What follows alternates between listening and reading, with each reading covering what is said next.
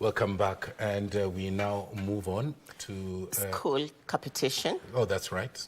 The Kenya Secondary Schools Heads Association, KESSHA, has warned that if capitation arrears are not released soon, the schools might be forced to end the academic calendar earlier.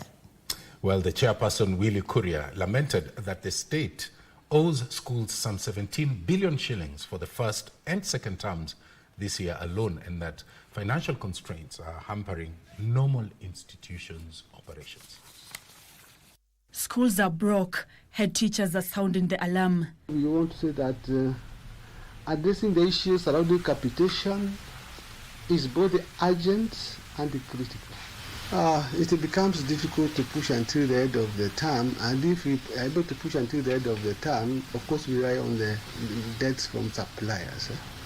The cash crunch has exposed the learning institutions to the possibility of winding up the 2025 academic calendar earlier than normal. As the chairman has alluded, we might not even continue with the schools to the end of the term. Of course, the lack of funds for also the support staff is there. So the challenge is there, and we are calling upon the government to meet this part of the bargain so that our schools continue to the end of the term uninterrupted. The government reportedly failed to release 7.6 million shillings in the first term, and weeks into the second, the arrears have already hit 11 million.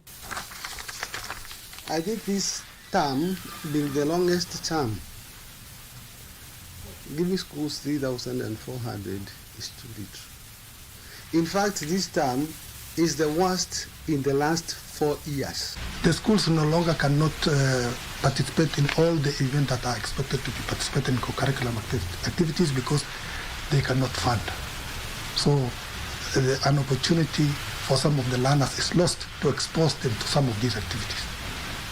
So the situation is dire, and we are sincerely calling upon the government, because it was our hope that at least a second tranche will be released before we close the schools.